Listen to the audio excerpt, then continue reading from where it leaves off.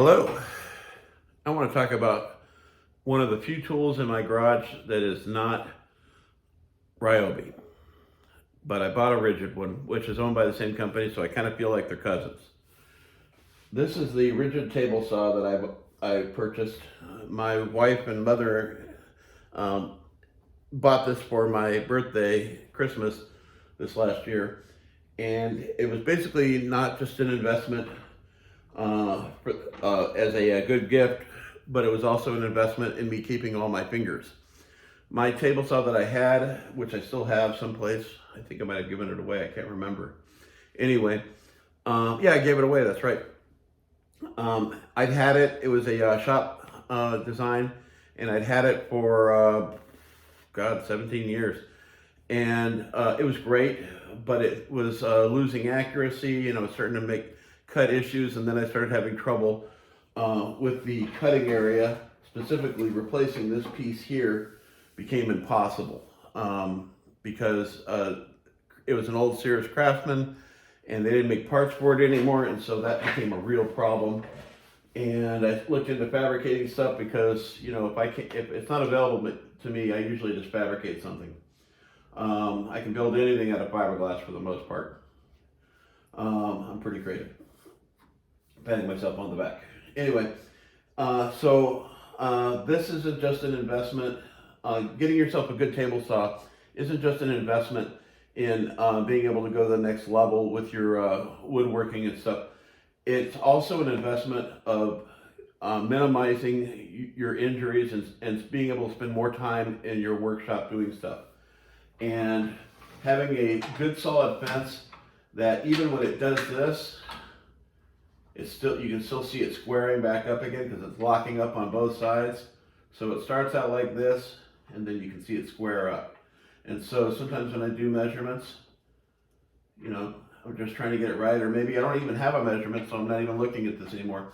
I'm just trying to line it up with the blade. By the way, you can see this is unplugged.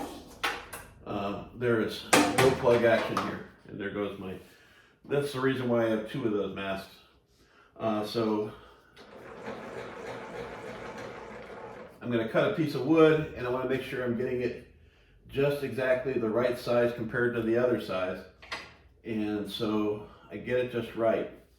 And so that's what I can do with a better quality table saw. I'm not saying that the shop saws aren't very good. The DeWalt one is very nice. I'm told very good things about that thing, especially 731 loves that thing, and he's got a big power stop one. I just didn't want to spend the money on a power stop unit because I come from an old school of thought, and yeah, I am old, but the old school of thought is don't put your fingers in a place where you can get hurt. Don't put yourself in a situation where the possibility of getting hurt is greatly improved. Instead, and what I mean by that is, instead, try to put yourself in situations where you don't get hurt. Wow, where'd that come from? Anyway, so what I do as a rule of thumb is all table saws seem to have this in different colors, and there's a good reason for that. For me, regardless of what color this could be blue, pink, purple, brown, this is a red zone. When this blade is engaged, I don't put my fingers in this area if I can help it whatsoever. And I've got plenty of tools that keep me safe. So if I do have to make a cut that's this close or even like this, I can use the tool to hold it in. And when you're using this tool, you want to make sure you're using it to push the stock forward, but you're also using this top edge here to hold it down as well. So it's not a terrible idea to make something like this and just make it slightly longer if you wanted to. I haven't had a need for it because this seems to work really well. And you can see, even as careful as I am, this gets hit. And just think about this once. This could have been my finger sometime along the way, but because I chose to use something safe to use, I don't have to deal with that issue. So to me, the soft stop that uses, it senses your, the magnetic interference in your body or something like that, or it harnesses the unicorn feelings of the body or something, is redundant, because I'm never going to put myself in that situation. We have several shop rules in my shop, and of those rules, never put yourself in a bad situation, never push a bad situation, and the first time you disrespect a tool is the first time it bites you. So always be careful, ABCs. But yeah, the benefit of having a nice table is that you minimize the possibilities of getting hurt.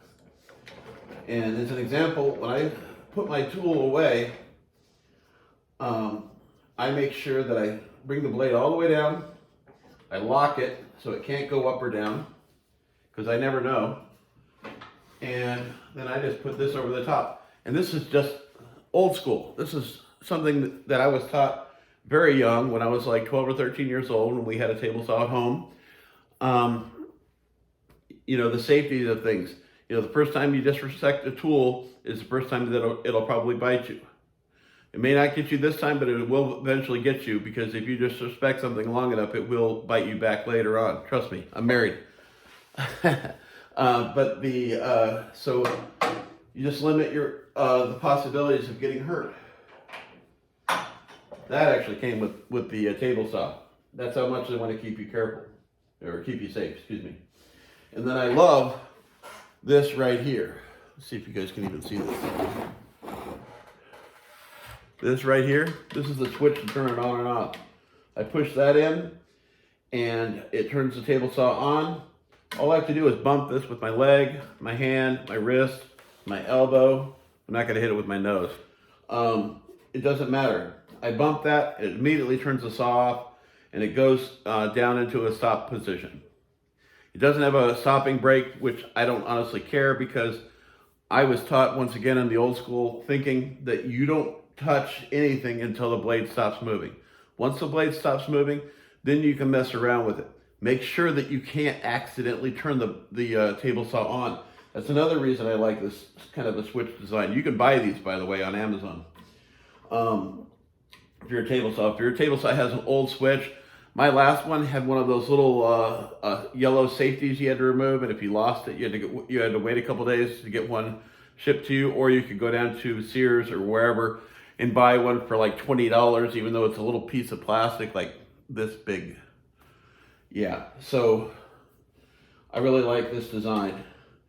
This is something I will never do a smart plug with. Besides, it wouldn't work anyways, because as soon as you turn this off, you can't turn this back on unless you actually push this, and you have to push and hold it. If you just tap it for a second, it won't even turn on. You have to push and hold it, and it'll turn on. And then you just tap it, and it turns it off. Some of the guys that I've seen on some of the channels, Spenceley, he doesn't like this one. Maybe he doesn't like specifically where it's located, because he used to have this table saw. I think he has a saw stop now. But yeah, so this, I love this. I even love the location. I thought about actually making a dedicated bench for this, and I decided not to. I like being able to roll this back and forth. I can put it over there to where my car is.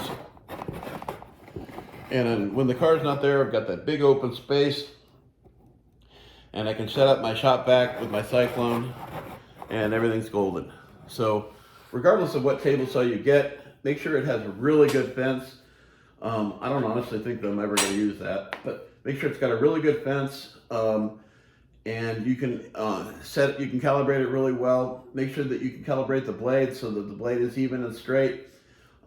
Make sure that it has some sort of a dust collection, because like I've said in all my other videos, dust collection is so important, because you know, you can get rid of 99% of the stuff in the air with a mask, but that mask is only effective while you're wearing it. Unless you're going to walk around your entire shop the whole day wearing your mask, that mask doesn't have any effectiveness when you take it off. So getting clean air in your workshop. So after you stop using the saw, even when you're using a Cyclone and a vacuum, make sure that you wait a couple seconds or even 20 seconds just to make sure that some of the air particulates are getting picked up by your filter that I know you're running in your garage. I know you're running a filter in your garage. And like I said before, that's $26 for that box fan over there. And I think it's like 12 bucks for the filter that goes on the back. It's a MERV 13 filter. And so you're out under $40 and, or just under $40, and you're protecting your lungs. Because once you get lung cancer or emphysema, you know, you can't come back and say, you know, I wish I'd done this, because it's too late. You probably don't even have the energy to say those words because it's so hard to breathe. And I've had asthma, so I know about having trouble breathing. And you know that it's a problem when you don't have you have your fans running, keeping you cool, and then you take your mask off, and a couple of seconds later you start coughing. That coughing is those air particles in the air. So yeah, so I'm very passionate about that. But yeah, get yourself a good quality table saw, something that can support some weight or whatever. For the longest time, I actually had my old table saw in this area. This is what this cutout originally was for, is because I had my Craftsman table saw with a 10-inch blade in there, and I did that for the first 2 years that I had this big bench. And yeah, it worked wonderfully. It was great.